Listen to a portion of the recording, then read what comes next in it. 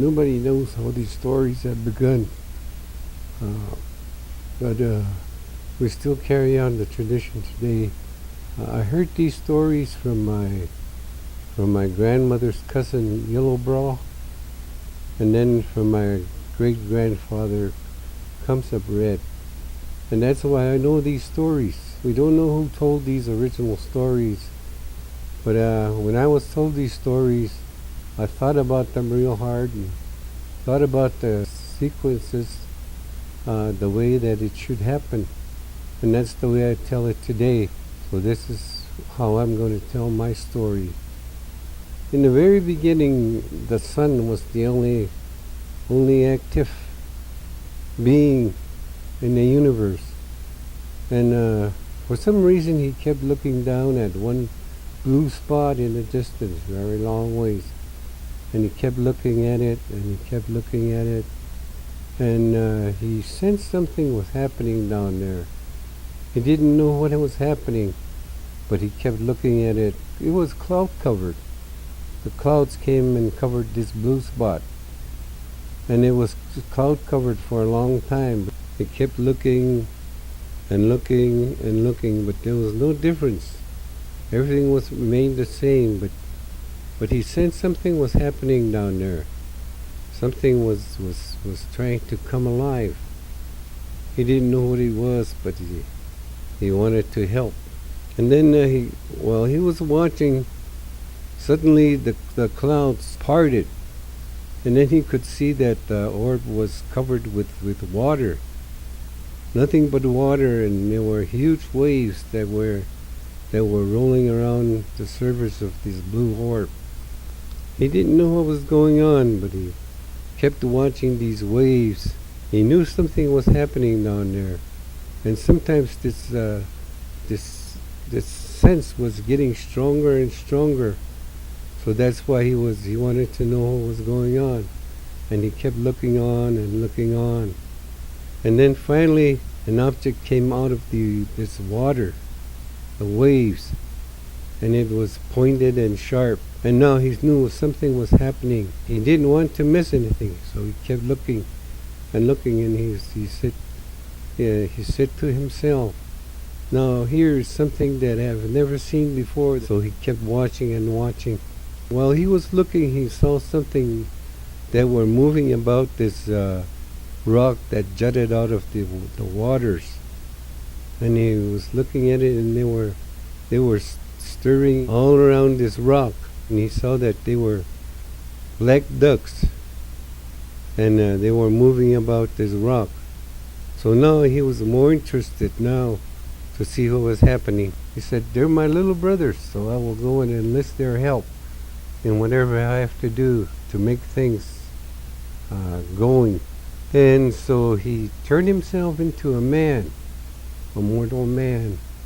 And when he did this, he did not comb his right side of his hair.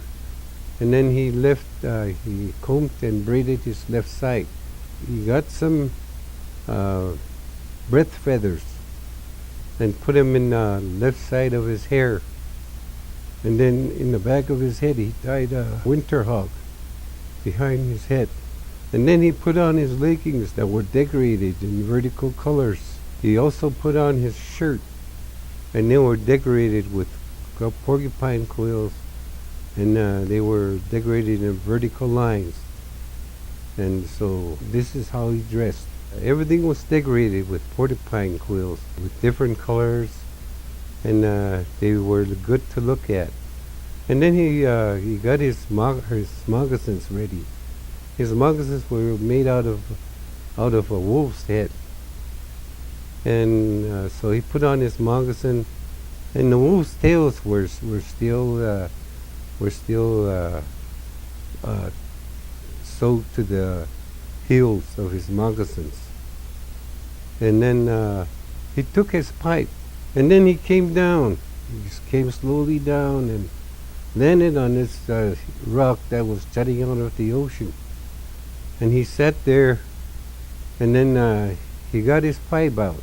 And then he called out to these ducks that were flying about the rock. He said, "You are my little brothers. I want you to come towards me. I want you to come and sit with me." The oldest duck heard him calling for him to come, but he ignored him. He turned his back on him and went about his own business. And then the smaller duck and the little duck heard him calling them, so they turned and went towards him. In this whole universe, one of the very good things is that when an older gentleman is harried by his enemies or has a lot of work to do, then he goes about his business, and then his little brothers come and help him. And this is one of the very fine things in life. Come sit closer to me. I have something in mind. There's something that I want to do, and I want you to help me in this undertaking. And then when they came, the older duck also came towards him. The duck was still ignoring him, didn't want to talk to him, but came towards the son. When he came, the son spoke to him and he said, "One of the great things that we do in life is that sometimes we sit down and we take out our pipes and we smoke. When we sit down and smoke, we think about different things. We let our minds wander. And then we capture an idea. And then with that idea, we talk it over. How is the best way to go about this business? This is the way to start anything that we want to do." And so he turned to the oldest duck. "Well, let us sit down and smoke." And then they started to smoke, and then he went through a ceremony. He pointed his pipe towards the heavens. After he did his ceremony, he took a puff from his pipe and passed it around to the other ducks, and they started smoking. Today I'm beginning a project. I've been wondering and wondering, what is down there in that blue sea? What is down there in the bottom? And what is trying to contact me? These little beings in the bottom of the sea, they're beginning a project, but I don't know what it is, and I need help. They are stirring themselves down in the bottom of the sea, and I think they want to come to life. They want to live.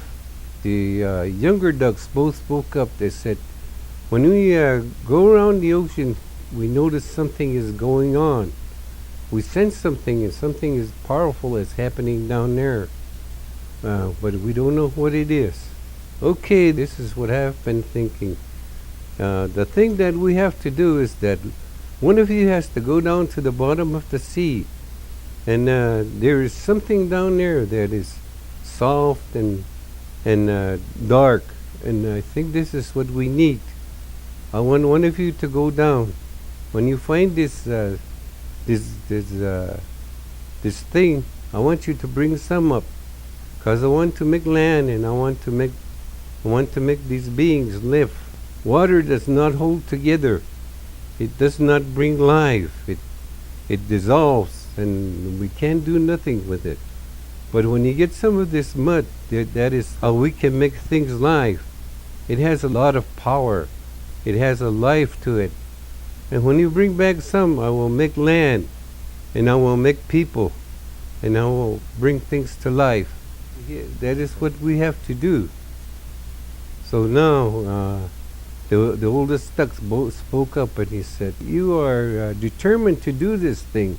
I don't feel right about it. But if you want to do it, I'll go down and get some of this thing that you are talking about. I have been down there before, down in the bottom, and I have seen this thing that you are talking about.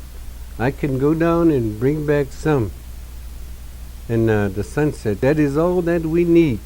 So he made this oldest duck stand before him facing east, and then he went through his ceremony to ensure that it would come out right.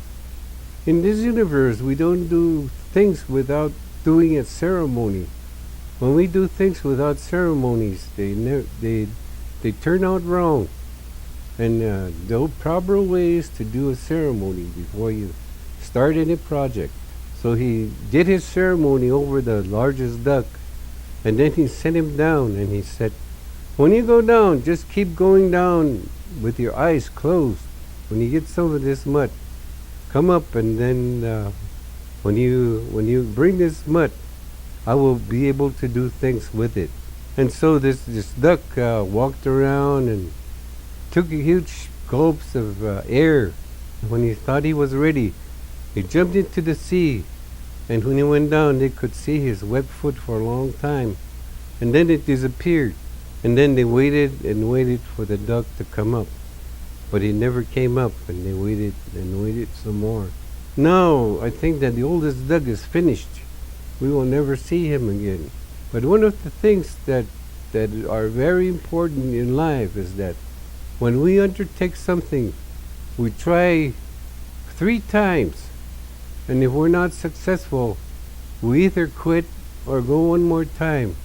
And that is the proper thing to do. So if one of you volunteer to go down, and if you're not successful, we should not attempt the 4th one. And the middle duck was now very determined to go and get some of this mud. So he said, I will go down there and get some of this mud for you. And so the son sang over him, made him face east and sang over him, and did his ceremony, but he added on things to make it more powerful. And the same thing happened to the middle-sized duck. He jumped in the water, and they could see his webbed feet for a long, long time. And then that also disappeared. And then they waited and waited and waited, but nothing happened. And then after waiting a long time, the duck floated to the surface, but it was no longer living. And then when he examined the body of the duck, he found some seaweeds around his beak and in his mouth. And the son said, this is what I have been looking for. This is what I've been noticing. There are some things that are alive down there. Now we have to go and get some mud for sure, so that we can bring life to earth. He said, it's up to you, little one. It's up to you to go down there and get some of this mud that we need very bad. And so the duck said, I will go down and I will get some of this mud for you, big brother. This duck, after he sang over him and did his ceremony, jumped in the sea, and he could see him for a long time, and then he was also gone, disappeared in the murky waters. And now the sun kept watching and hoping. And duck went down, and finally he hit the bottom of the sea and grabbed some of this mud in his webbed foot, and there was some on his beak. And so he went up.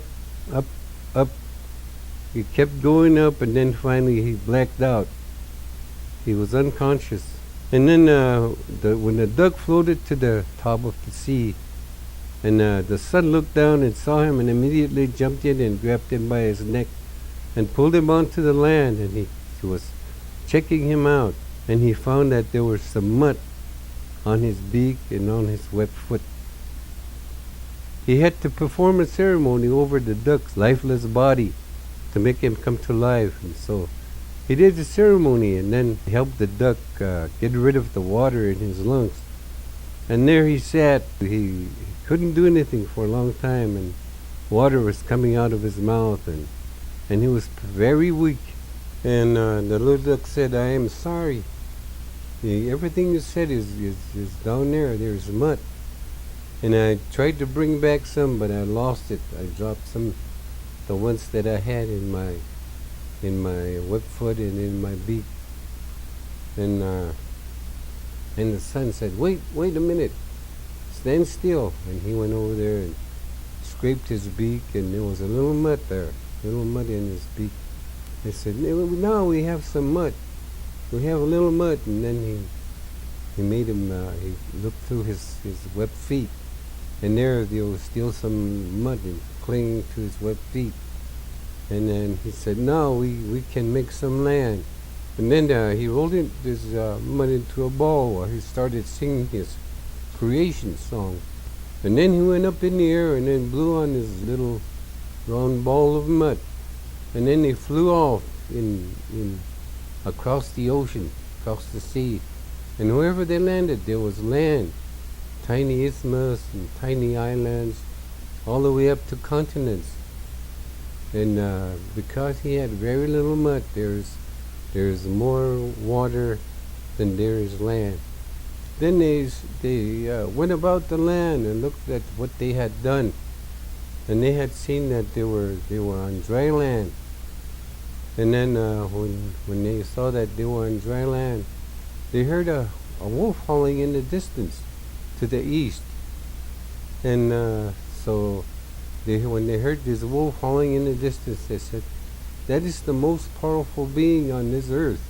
It wanted to live so much that it came alive by itself, just from a little magic and creation." And then they heard another howling in the east, in the west.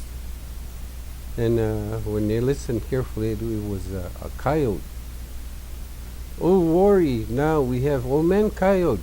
He came, and now when I make my children, he'll make them do mischief. He'll make them do bad things." And so he called the little duck towards him, and he made him stand in front of him.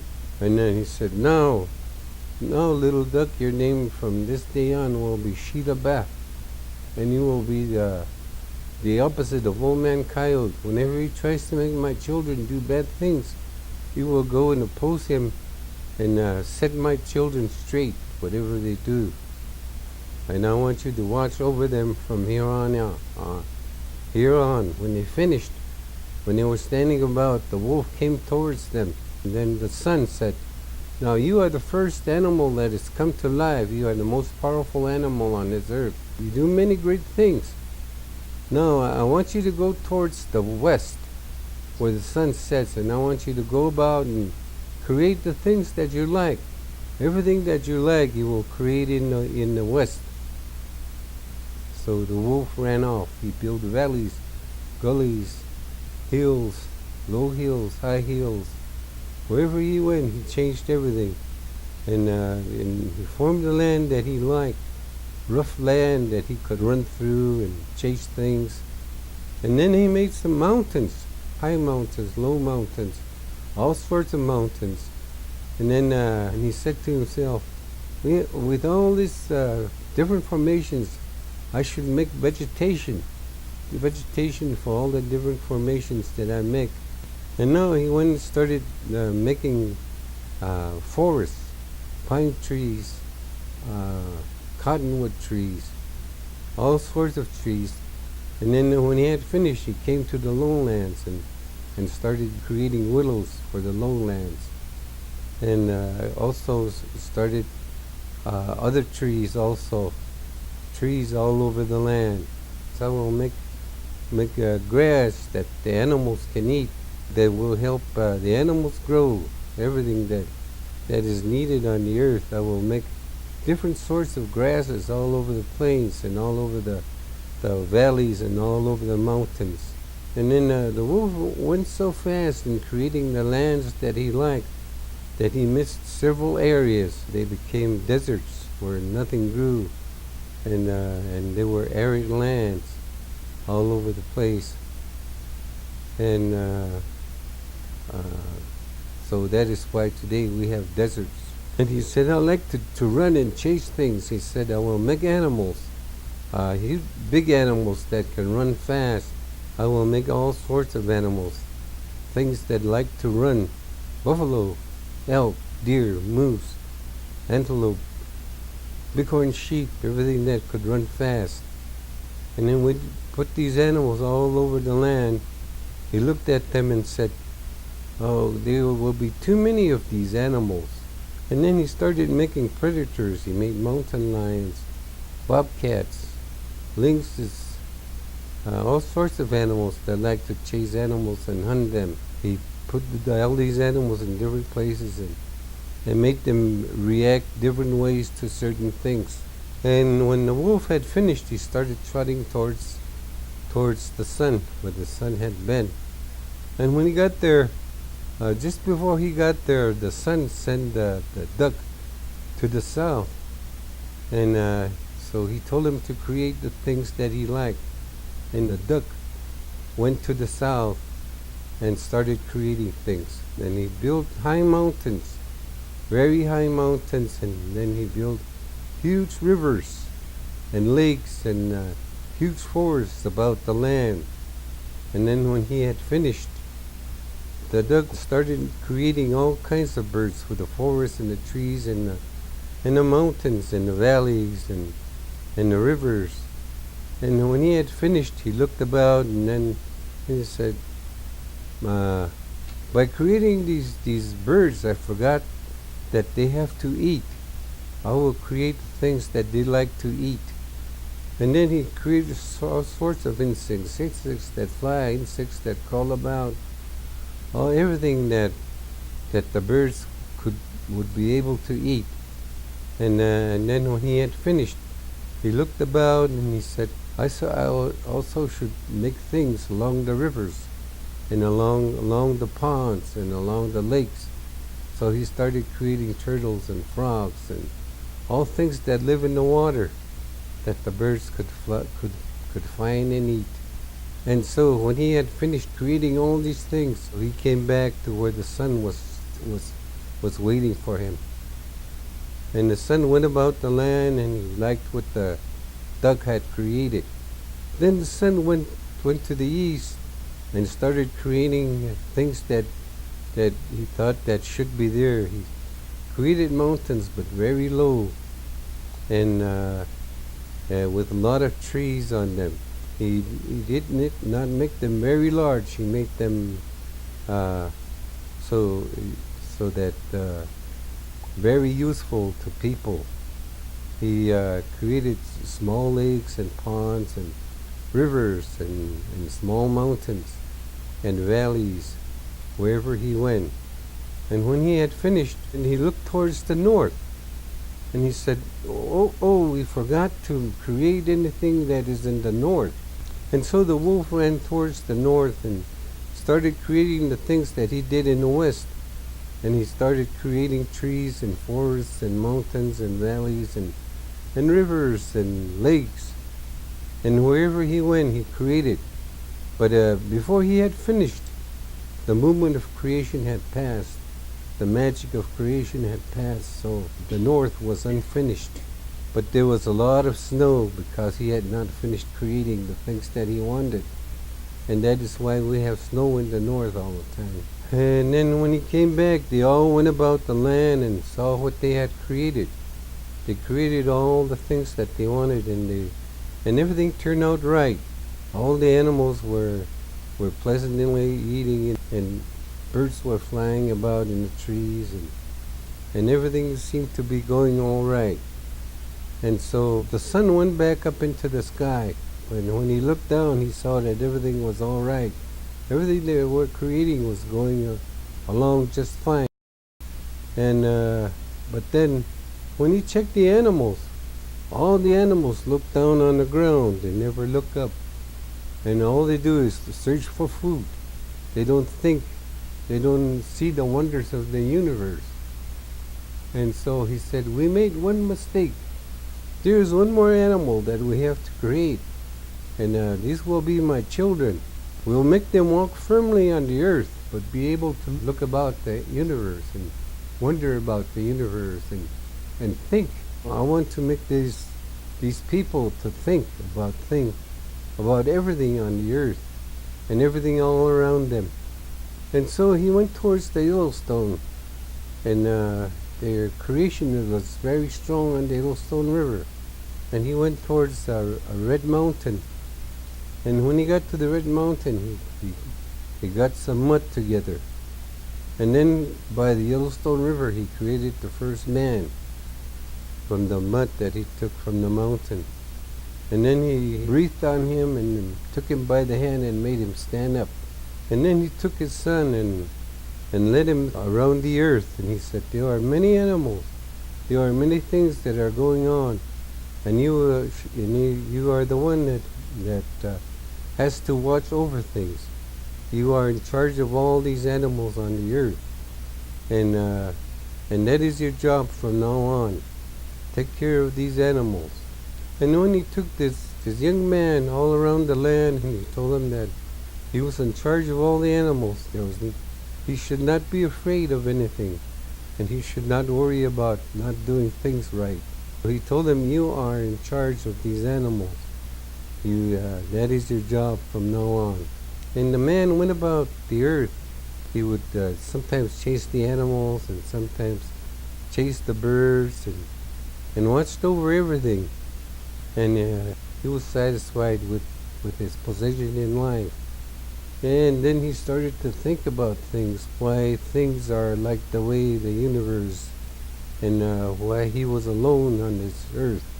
And he started thinking too much. And then one day he did not feel right.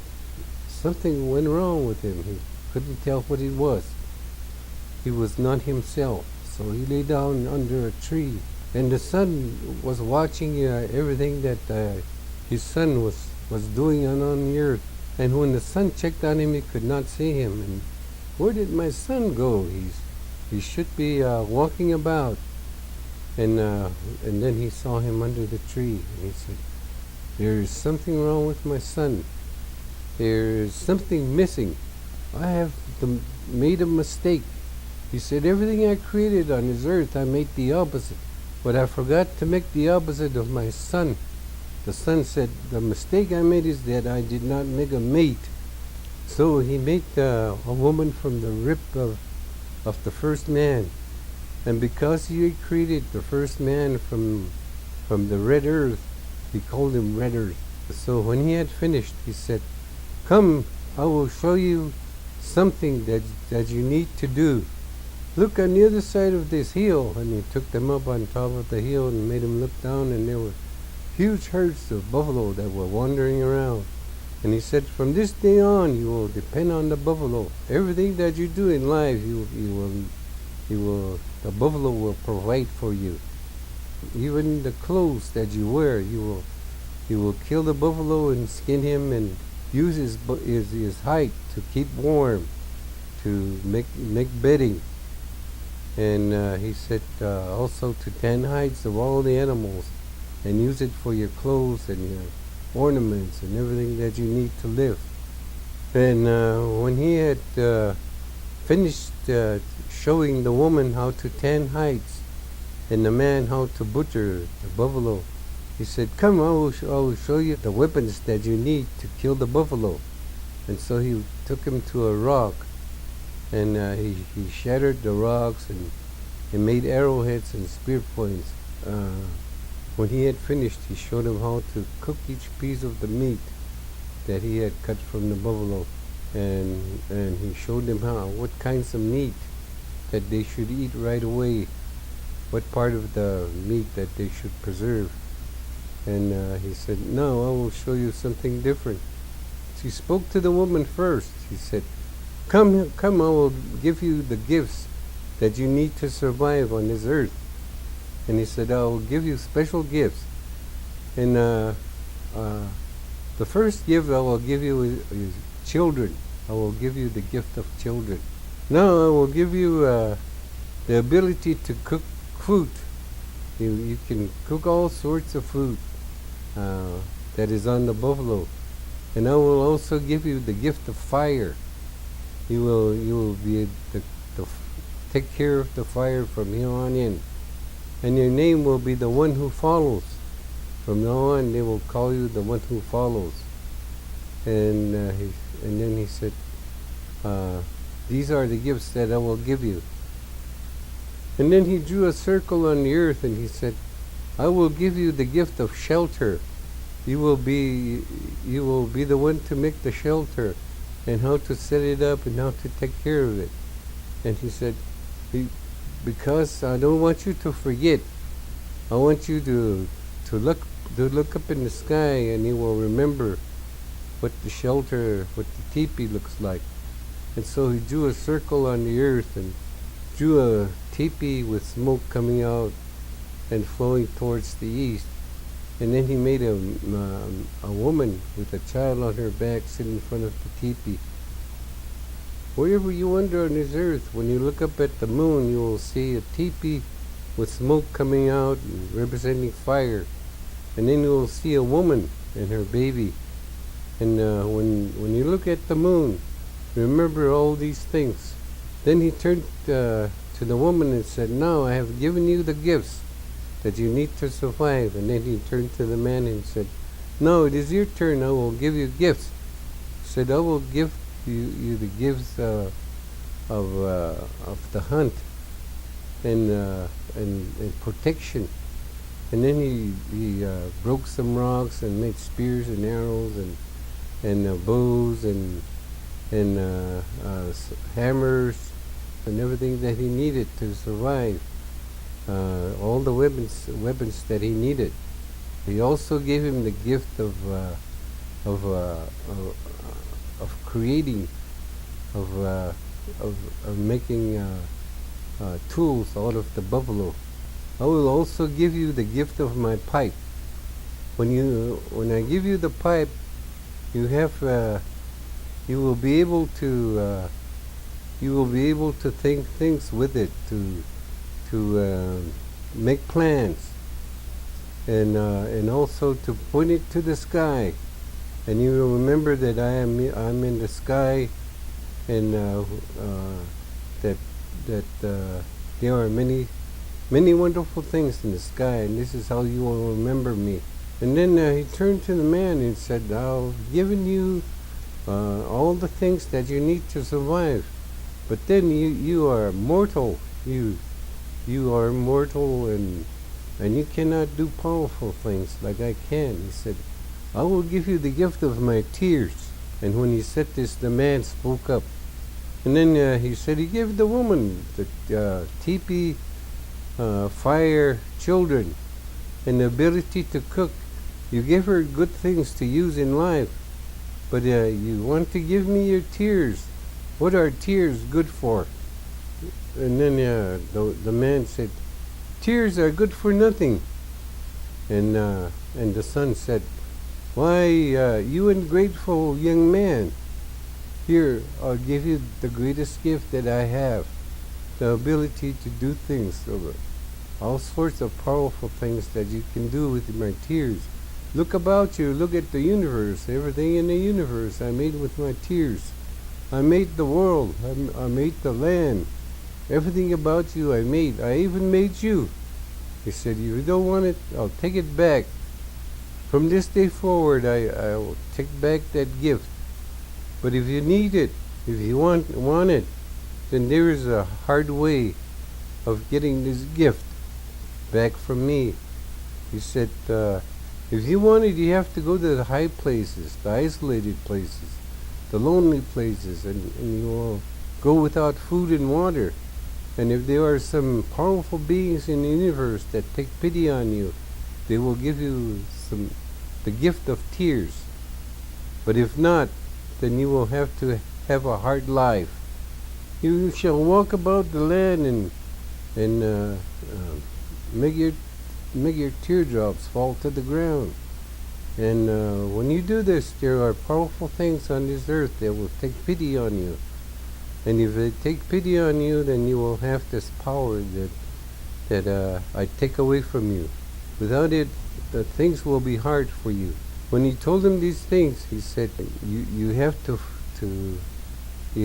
have this energy that is all about the land, and use it in a good way to help yourself. If not, you will be helpless. You will be mortal. You can't do anything powerful."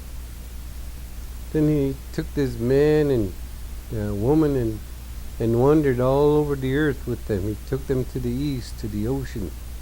And then he took them back to the west, to the ocean.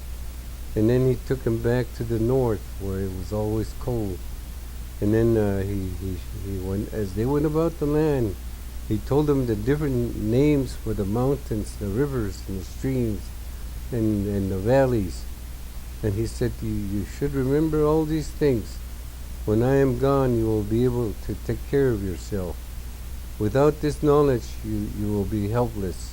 And then after he took them out about the land and showed them different things, what to do at different places, how to survive in all the different places of the earth, he said, "Now I have showed you everything." He took him to the Yellowstone River and took him down the river until they came to the Powder River. And now the people grew in numbers. There were many people now. And so he took him about the land, and now he said, "I showed you how to survive. Now you should be able to get along without me, and it's time for me to go home." He went up about as high as a teepee, and he stopped, and "I will give you more gifts, special gifts that you will need to live on this earth and not forget me." He said, "When you kill a winter hog, take it to a high hill and sing 4 times and leave it there. They are my special messengers. When you do this, I will know that you remember me, and I will remember you. Do the same when you kill a white buffalo, an albino buffalo. Take it to a high hill, sing 4 times and leave it there, and I will come and take it. These are my special robes that I use. When you do this, I know that you will remember me. There is something else I want to tell you that you should do, so we can always communicate." He said, "When you go about the land and you have enough food to eat, and everybody is happy, and there's nothing wrong with the people, there's no sickness, nothing bad that is happening to the people, then make a drum and sing and beat the drum and dance." And he said, "This is the very things that I like, people beating the drum and singing and dancing. And when you do this, I will be with you. No, I will give you a very special gift. I will give you the gift of the sacred tobacco. When the spring, when the snow starts to melt, there are spots in the mountain where in the coulees and in the draws, the snow does not melt. And when you look at them, they will look like crosses in the distance. And when you go over there, you will find the sacred tobacco. These are the gifts that I will give you, so that you can stay one people. And when you look up at the sky, these are the stars that have come and grew on this earth, the sacred tobacco plant. So take this tobacco plant, and it represents everything in life that I give you. You will be able to survive if you take care of the sacred tobacco plant. Sing and dance when you hold the tobacco. And in the springtime, when you plant the seeds, if they grow, then you will survive. You will also grow, and you will have a good life. And you will use it to adopt each other, so that you will stay one people. You will stay together when you use the sacred tobacco. A huge tree has many roots and many limbs, but it is only one tree, and that is what you will be like when you use the sacred tobacco. As you went up, the firebrands flew down on the earth, and wherever they landed, they looked like campfires. And so because they were sad to see the sun leaving, they named that place Powder River from that day on. And today we still call it the Powder River. And so when the sun went up into the sky, they missed him very much. And they would try to follow him in the daytimes, but the sun would set every evening. And they didn't know what to do. They wanted to be near the sun. And then one day they said, "Let's just keep on following the sun wherever it goes in the west. We will follow it until we know where the sun resides, and we will stay with him." And they went to the ocean. They came to the ocean, and they didn't know how to cross. They kept looking and searching to find a way. And they found that there were tiny islands along the way. So they built huge rafts and went from island to island until they reached the other side of the ocean where there was land. And they kept following the sun, camp after camp after camp. camping in certain places, and year after year after year, they followed the sun. They kept following him until they came to the ocean again. They came to the ocean, and when they got to the ocean, they could not see land on the other side. And they began to wonder how they could get back to where they were created. They said, "We don't belong here. We belong there where we were created. Let's try to find a way to get back to where we created." And they were powerful men who had energy, and they were men that could think things about, make plans. And so they started to try to find a way. And so somehow they found a way to try to cross the ocean. They wanted to go back to their homeland, where the living was easy, where life was good, and they wanted to go back. But then many of the people did not want to go. They stayed. They said they wanted to stay. And so they devised a way to go across the ocean, and then they left. And shortly after they left, many turned back. And then along the way, many were drowned also. So many people were lost on the way, but they kept going and going. And so they crossed the ocean, and when they got to the eastern shore of the United States, they grew in numbers again. There were many people, and they depended on the buffalo. There were many buffalo there that they used to survive. And so they survived for a long time, and then the buffalo disappeared. There were no buffalo, so they were frantic to find some buffalo. And they picked 13 men, 13 strong men, to go search for the buffalo. And so they went towards the west where the sun sets. And for a long time they could not find anything. And some of the men went to the Yellowstone River, and there they found buffalo in huge numbers. The valleys were full of buffalo, and so they killed some and dried some of the meat and packed it on their backs and started to look for their home again. And when the men returned, they took the meat back, and they said there were buffalo in large numbers on that mythical place we call the Yellowstone River, the Elk River. And I think we should go back and start to live there again. And so they went back to the Yellowstone River and stayed there for a long time, the Elk River. And they stayed there for a long time.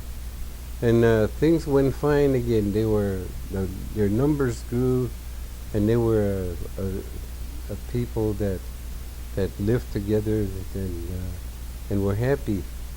But then one day the earth started to dry up. The sun got too hot, and things did not grow. And the Yellowstone River became like a desert, and it was an arid place. So they decided to go north to see what was up there. And when some people went to the north, they found that it was not dry. It was a fine place to live. So they migrated to the north to live there. And they went up north and lived there for a long time in this verdant, moisturous place.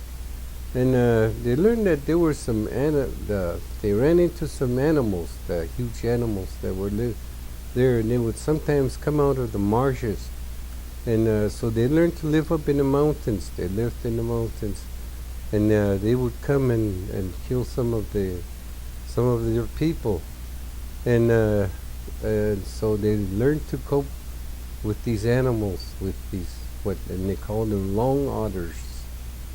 After they lived there for a long time, they learned how to survive with these animals, and they learned how to kill them. We have stories about them killing these animals and finally destroying all of them.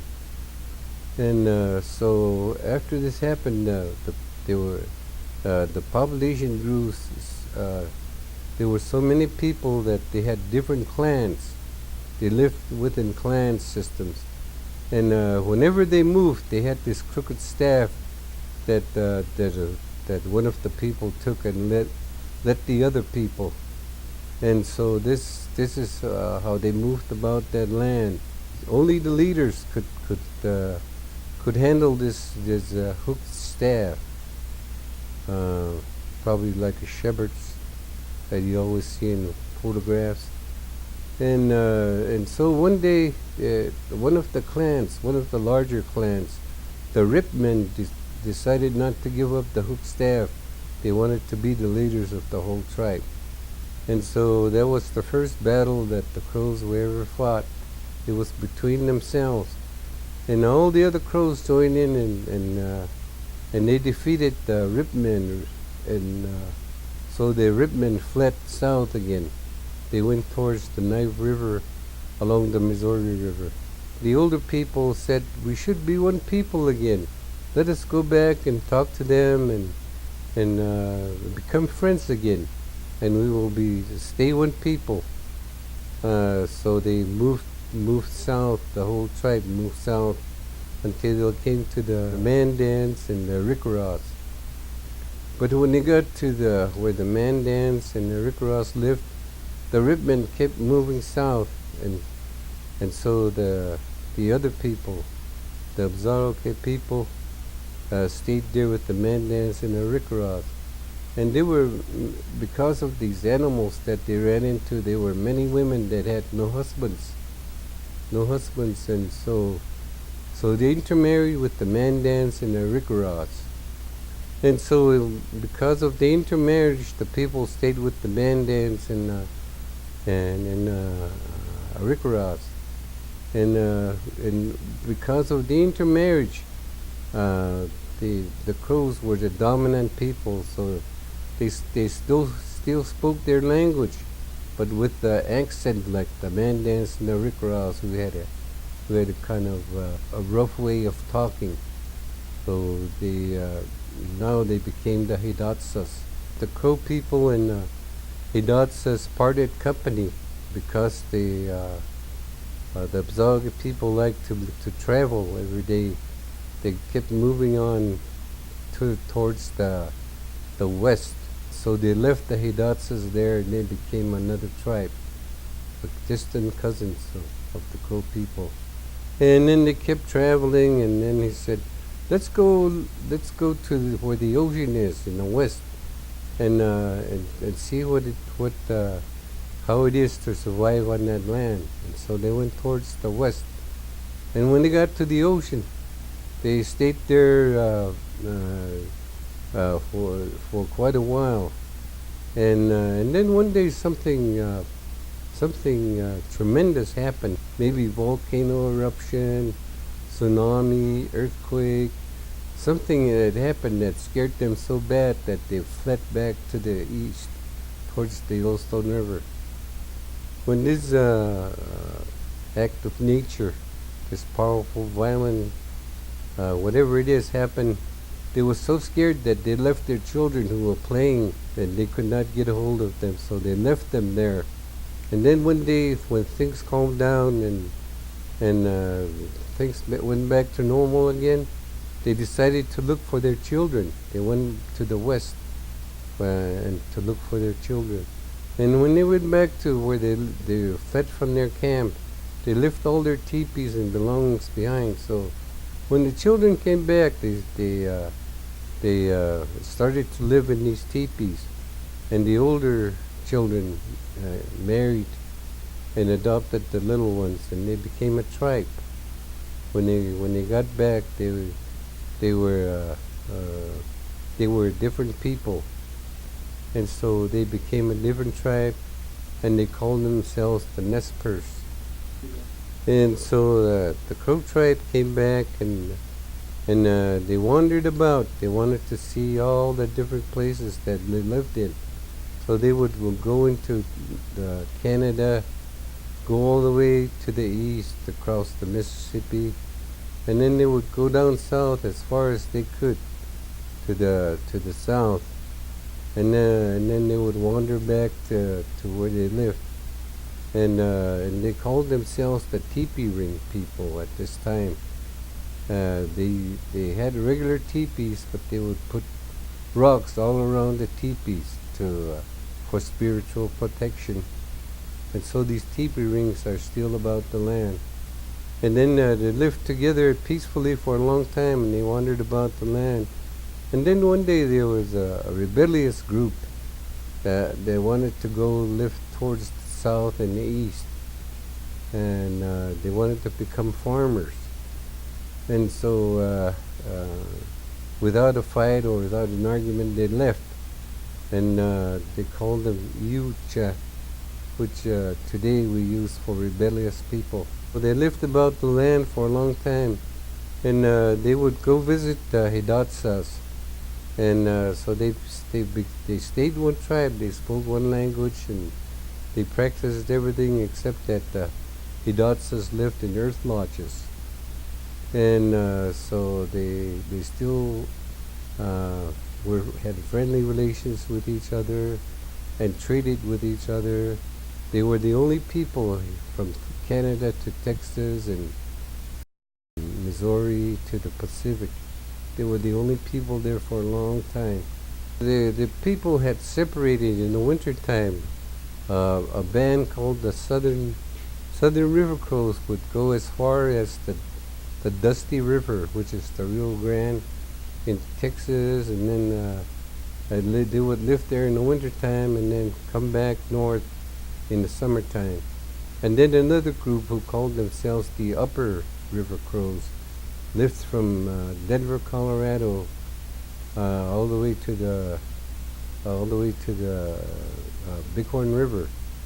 And so that's where they lived. And then there was another group called the Southern Band, which lived along the Wind River Mountains, between the Bighorn Mountains and the Wind River Mountains, and in that whole area there.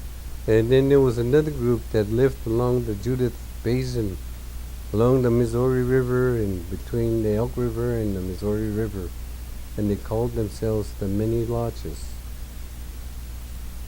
And then they lived for a long time separated from each other.